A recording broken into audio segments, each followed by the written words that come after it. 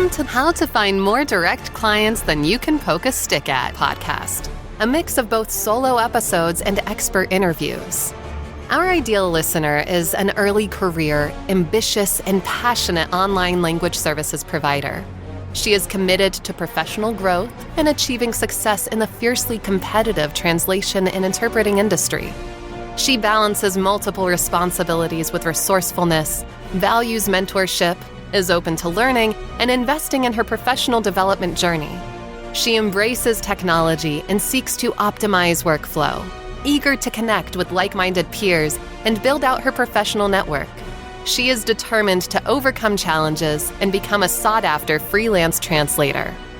And here's your host, medical translator and translator business mentor, Jason Willis Lee. And welcome to How to Find More Direct Clients, the podcast that makes digital marketing both easier and more enjoyable by blending smart business strategies with just the right dose of tech. I'm your host, Jason Willis Lee, digital marketing specialist. And today I'm very excited to introduce my special guest. Her name is Cat Valverde, and she is a dynamic business consultant with a very fresh and innovative take on the industry. Cat, it's fantastic to have you on the show. Can you start by just sharing a bit about your business journey and your unique vision for where you think the industry, the online industry, is headed? Definitely. Thanks for having me. I am Kat. I started in fintech. So I started building my career in a startup. And I was doing taxes, payroll, HR compliance, but working in a startup inherently, I was doing a million different things. And over that time, I started building my career pretty quickly. I moved into a leadership role. And when COVID hit, I just realized how burnt out I was, a Right. trend of the world, right? And I spent a couple years surviving COVID and getting my team through that. And then just really exploring, what can I take away from the experiences I have so far? What did I like out of that? And what am I good at? And what can I get paid for? What do people need that they'll pay me? Yeah. And that's where I came into marketing. I'm a creative. And in 2022, I made the leap into my own firm. That's what Profesh is. It's a full service digital marketing agency.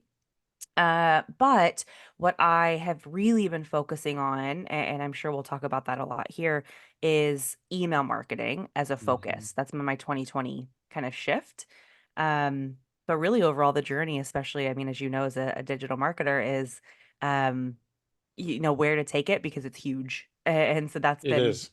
Yeah. right? So I mean, let's take up that email marketing point. Can you share a case study or a success story where a client has leveraged a bigger revenue because of email marketing? Because I try and encourage my audience to build an email list. I tell them it is the biggest asset you have, and I have a Mhm, three-figure list, just a bit below 1,000 subs, mhm, which is pretty good. Where do you think I go amazing. when I launch something? I go straight to my list. We Yep, always say the money's in the list. How has an email marketing strategy impacted one of your clients? Can you just share an anecdote or sure. a case study?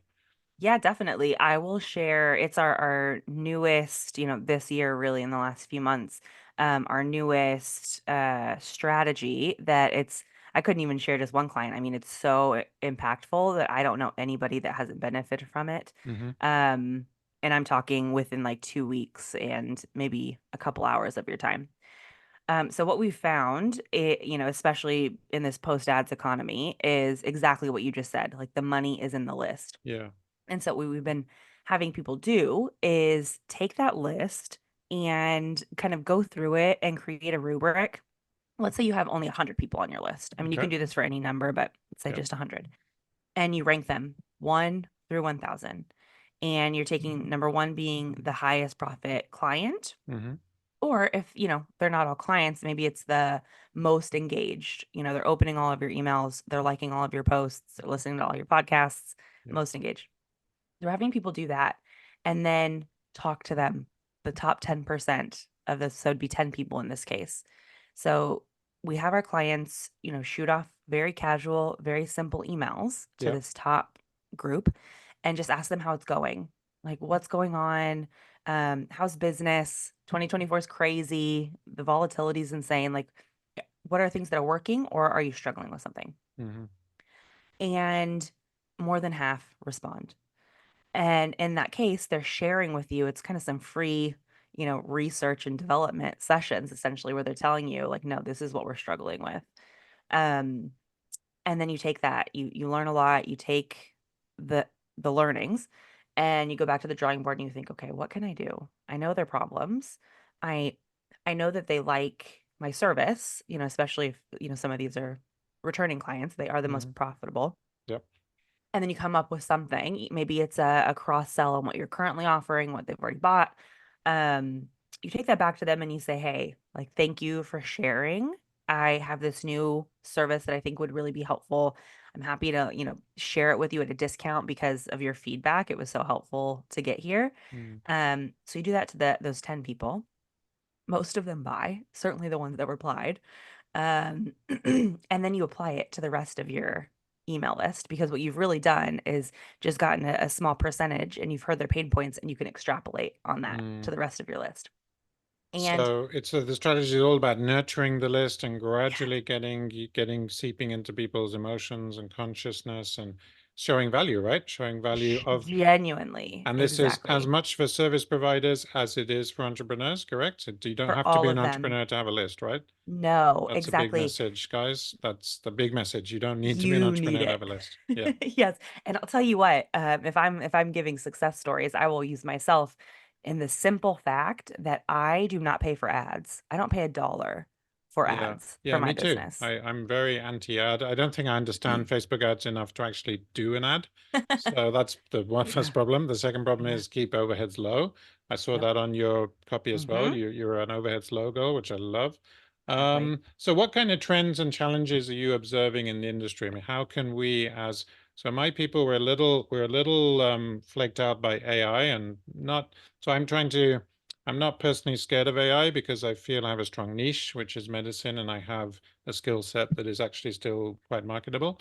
So I'd like to help my audience feel less afraid of AI, that AI is not going to take your jobs and we need to leverage it. And I'm all about productivity and work smarter, not harder tools and prompting ChatGPT. I'm all a bit of a geek in that sense. I'm not a huge tech geek, but I do like productivity. What kind of trends or challenges are you observing? Would it be moving over to, I mean, if someone's listening, thinking about building a list as a valuable business asset, how would you kind of cajole them into that direction?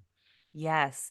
So, AI, I agree with you. I think it's coming. It's here and it's coming for us even more Sure. than it already is, right? Yeah, yeah. Um so it's a couple of things. I would say on the one hand, the reason Facebook ads, Instagram ads, Google, YouTube, the reason why they're getting so complicated and extremely expensive is related to AI. Like what I'm Mm, seeing is, we have Chat GPT, but Search GPT is coming with Google.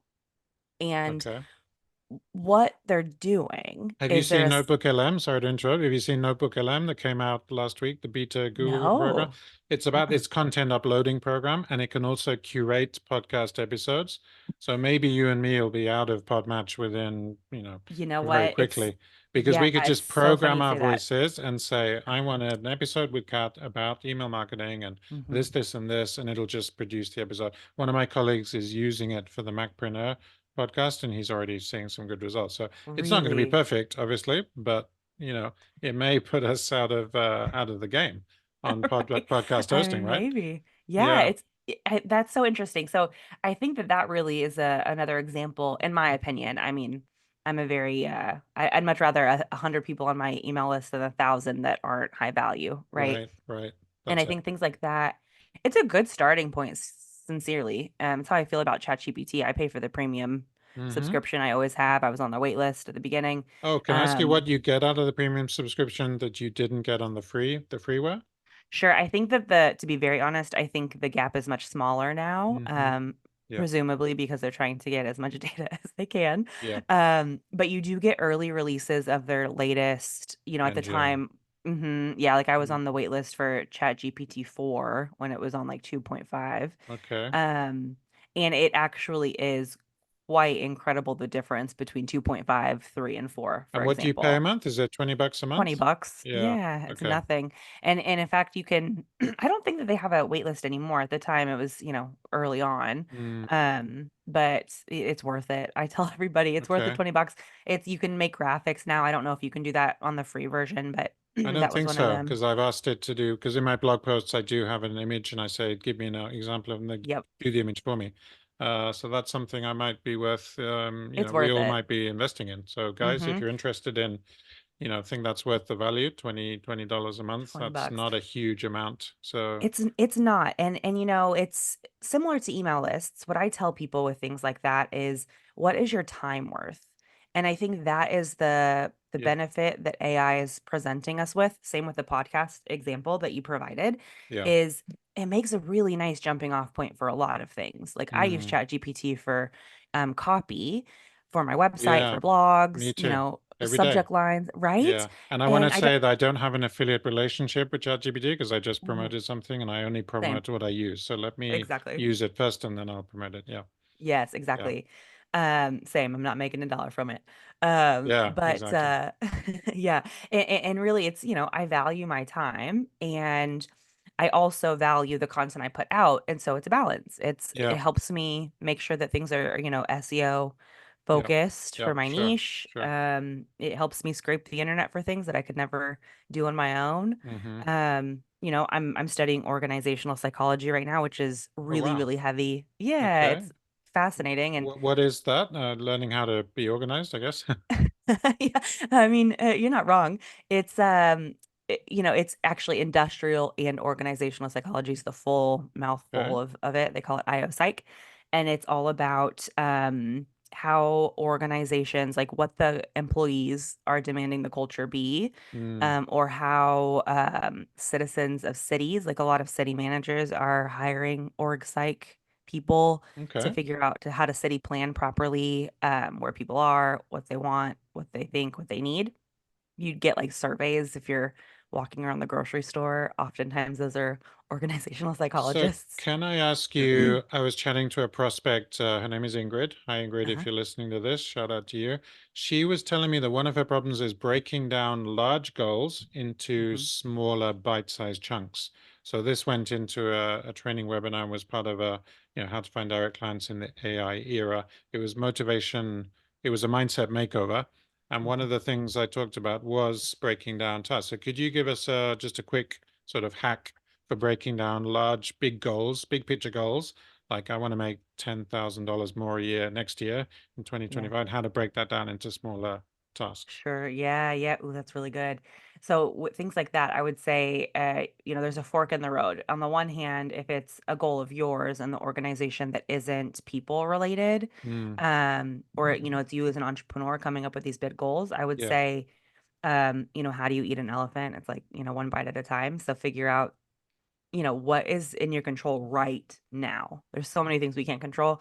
And that's always for me, I set quarterly goals for myself and then annual goals. Okay. And as a forcing function to check in with myself and my business. And it can get super overwhelming to have these big or, annual goals. So I break them into quarters, and then I break my quarters into months. And then I figure out, okay, if I'm at A, at step A, what can I control immediately Yeah. that will then help me get to then be able to control something of B, and then C, and then D. Like, I really do get this like microscopic Mm, view that helps me in like the macro view, by the end of the year.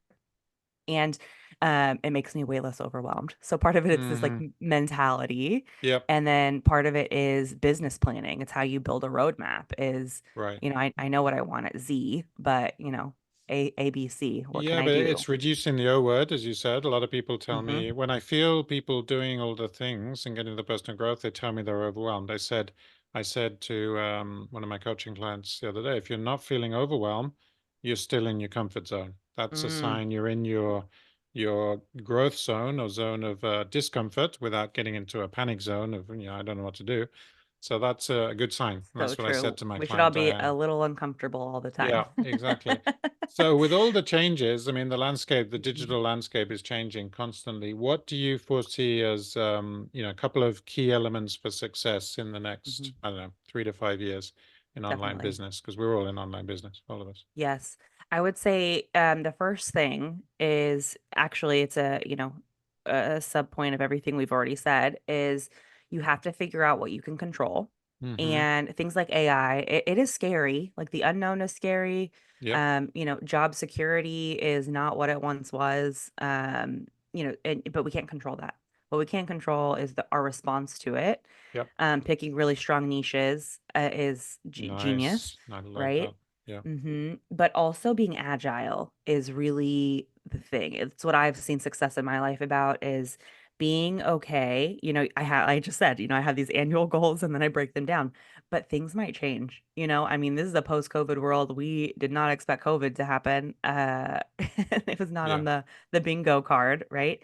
And it changes the plan. And sometimes you have to be okay abandoning before you are in too deep. It's like the stock market, right? Like you've got to cut your Mm, losses at some point, yeah. um, and pivot.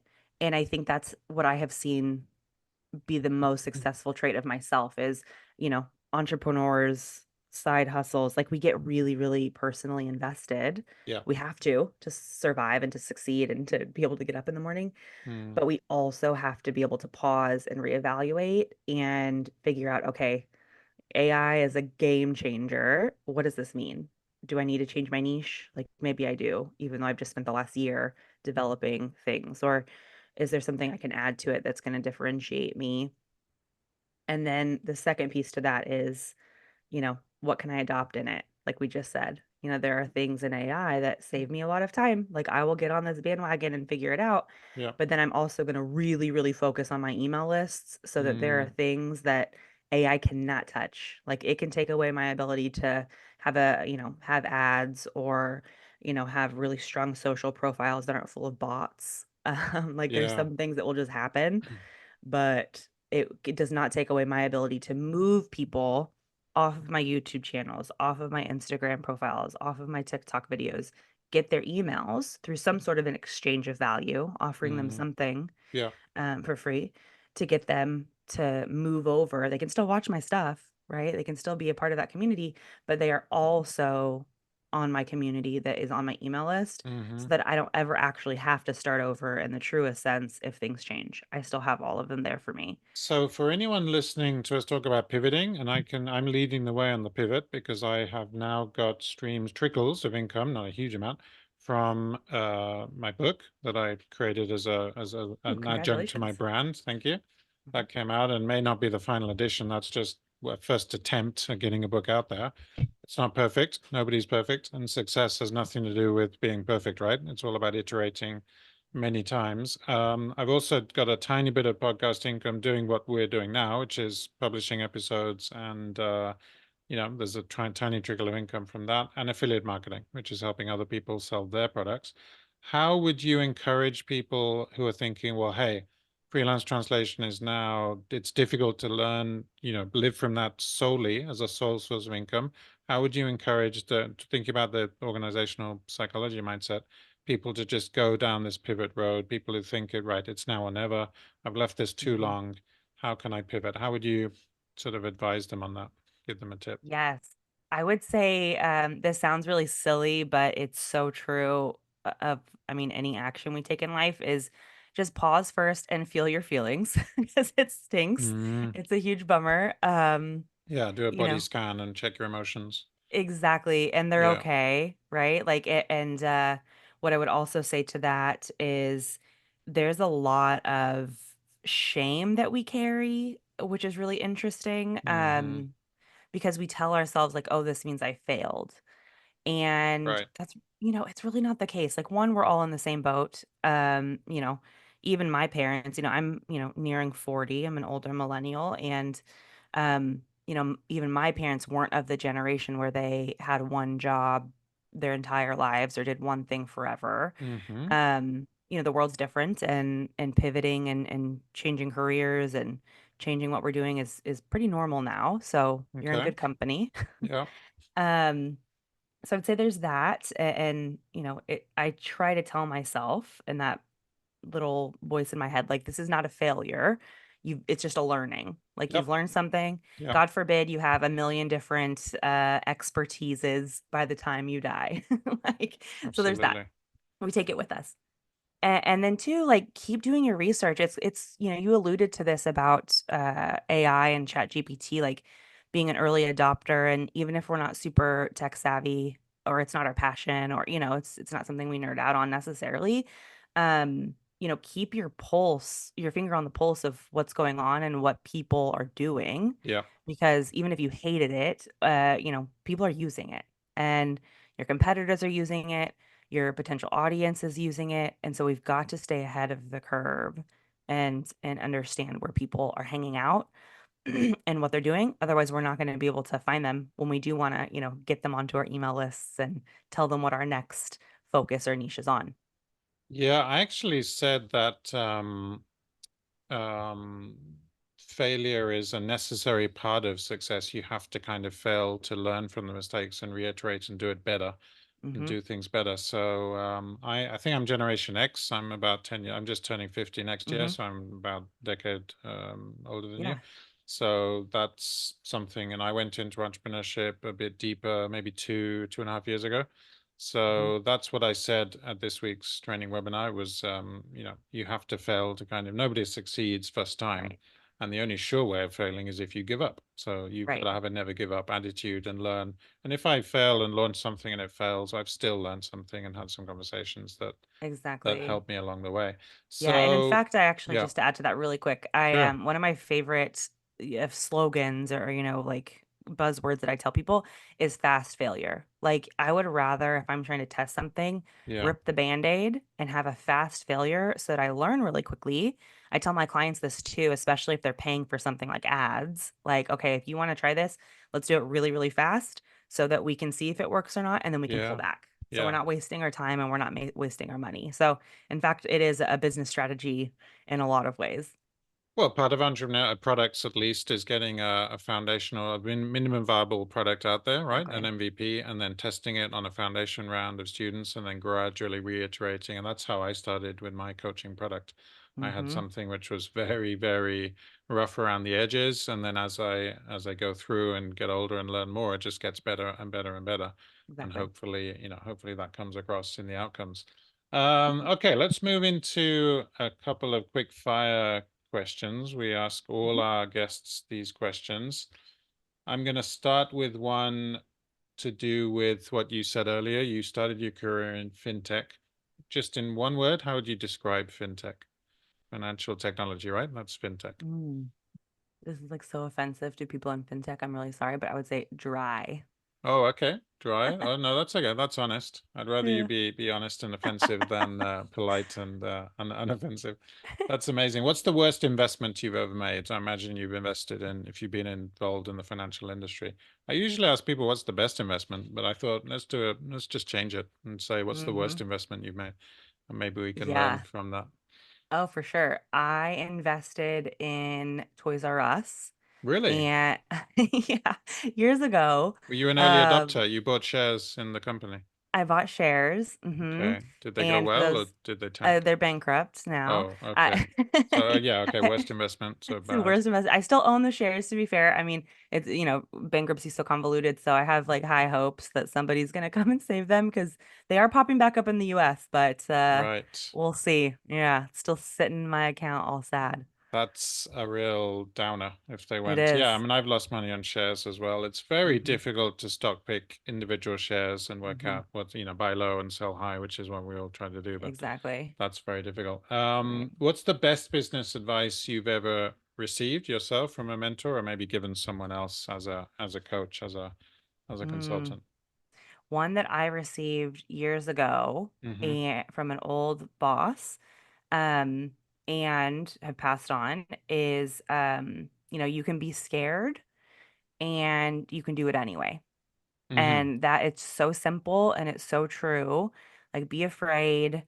You can have self-doubt and have that, voice in your head telling you like you can't do this, But, if you can't shut that voice up, and I can't always, but I do the thing anyway. And then more often than not, prove myself wrong. You can still do the thing even if you're running scared. That's the advice. I like that. That's nice. Exactly. Biggest myth when it comes to email marketing. You do help people with email lists. What's the biggest myth? What do you feel people come back with you that is a myth, that is just wrong? It is That is outdated. It's outdated. Okay. Everybody thinks it's outdated. It reminds them of the 90s, and it's not, my people. I promise you. It is not outdated. It is your saving grace. I like that. Yeah, I agree with that. I think that's, and I'm trying to build a list. I Mm-hmm. find the list swells when I run a training event, and then, Mm. yeah, some people go away, but I'd like to do Amy Porterfield's course on, I think it's called the email, is it the List Builders Society? I think It there's a is. Yeah, product I've out. actually done that.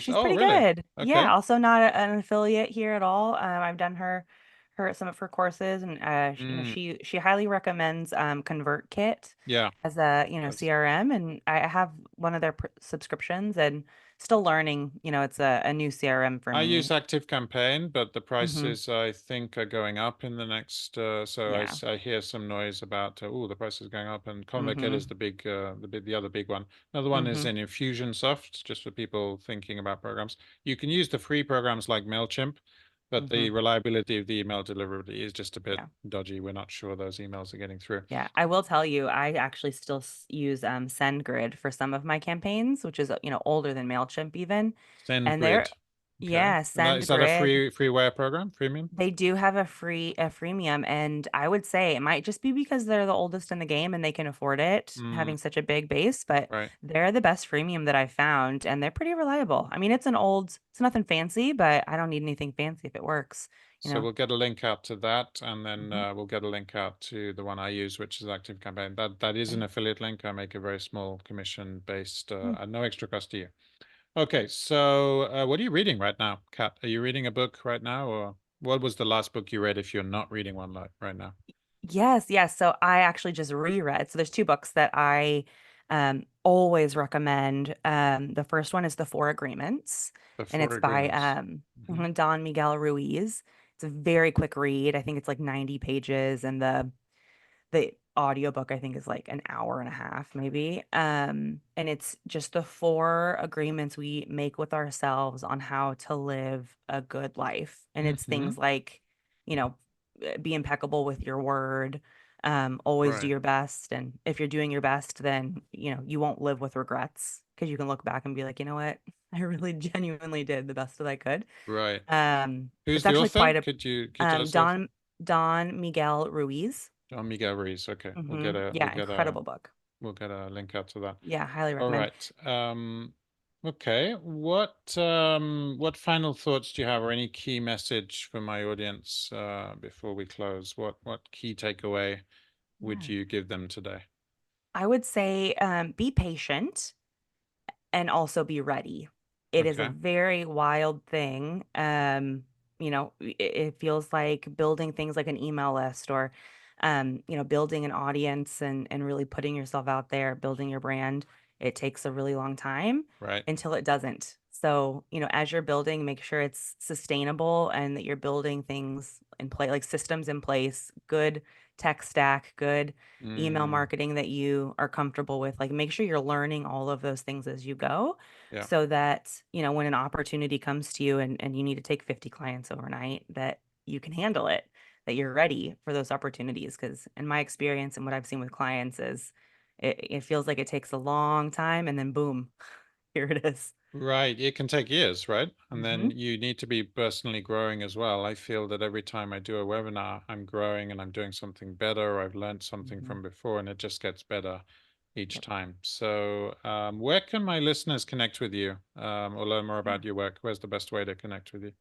Yes, really exciting. So go to emailrevamp.com, and that's going to take you to my most recent, completely free, genuinely no upsell here, webinar all about profiting on your email marketing lists. Mm-hmm. Highly recommend. But on that same page, there is a link to book a time with me if you want to chat. And then I'm on all the socials. Find me on LinkedIn, on Okay. Instagram, Facebook, all of them. And I answer all my DMs, shoot me a message, and I'd love to talk. Awesome. Email revamp.com. You got it Yes. there. All right. That's amazing. So let's wrap it up for today's episode of how to find more direct clients. Don't forget to stay tuned for more engaging and interactive discussions on the ever-evolving landscape of online language provision and digital marketing. Until next time, do stay on your game and don't forget to future-proof your career in the AI era. Bye from me, your host, Jason Willis-Lee, and thank you very much again to my guest, Cat Valverde. Here's a fun fact about Jason. The son of 2 music teachers, Jason is still a keen amateur pianist.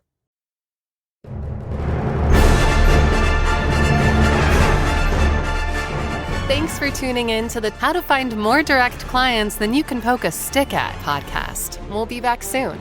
In the meantime, why not head over to www.entrepreneurialtranslator.com to access all our tools and resources to monetize and future-proof your freelance translation business.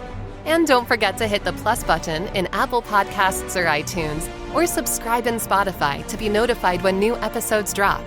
For regular tips and insights, business strategy, or marketing techniques straight to your inbox, please sign up at www.entrepreneurialtranslator.com.